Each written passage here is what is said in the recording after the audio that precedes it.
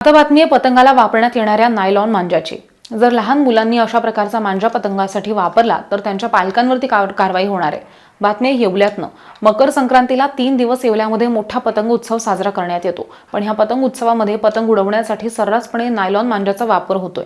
त्यामुळे नायलॉन मांजा नागरिकांनी वापरू नये ह्यासाठी येवला शहर पोलीस, महसूल प्रशासन आणि नगरपालिकेच्या वतीनं जनजागृतीसाठी शांतता कमिटीची बैठक ठेवण्यात आलेली होती। नायलॉन मांजाचा वापर करणाऱ्यांवरती तसंच लहान मुलांनी मांजा वापरल्यास त्यांच्या पालकांवरती कारवाई करण्याचा निर्णय ह्या बैठकीत घेण्यात आलाय। तसंच पतंग उडवणाऱ्यांवरती ड्रोनद्वारे सुद्धा नजर ठेवण्यात येणार आहे। या निमित्ताने येवलामध्ये पतंग उत्सवाची फार मोठी परंपरा आहे। मात्र गेल्या काही वर्षांपासून यामध्ये नायलॉन मांजाचा वापर मोठ्या प्रमाणात होत असल्यामुळे बऱ्याच ठिकाणी नागरिकांना दुखापत झालेली आहे। त्याचबरोबर या नायलॉन मांजामुळे पशुपक्ष्यांनाही मोठ्या प्रमाणावर दुखापत होऊन जखमी होऊन मृत पावल्याचे दिसून आले आहे।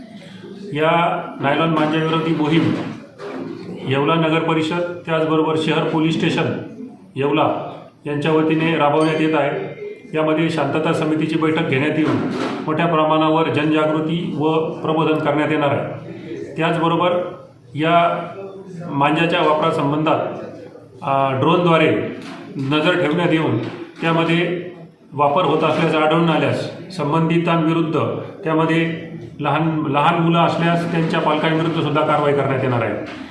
त्याचबरोबर नायलॉन मांजाविरोधी जनजागृती रॅली सोमवार दिनांक 6 जानेवारी रोजी येवला शहरामधून रॅलीचं आयोजन करण्यात आलेलं आहे। याद्वारे आपल्या माध्यमातून मी सर्व येवलाकर वासियांना नम्रतापूर्वक विनंती करतो की आपणही या मोहिमेत सहभागी व्हावं आणि नायलॉन मांजा वापरास प्रतिबंध करावा। स्वतःही वापरू नये आणि दुसरा कोणी वापरत असेल तर त्याला आपण सौजन्यतापूर्वक समजून सांगावे।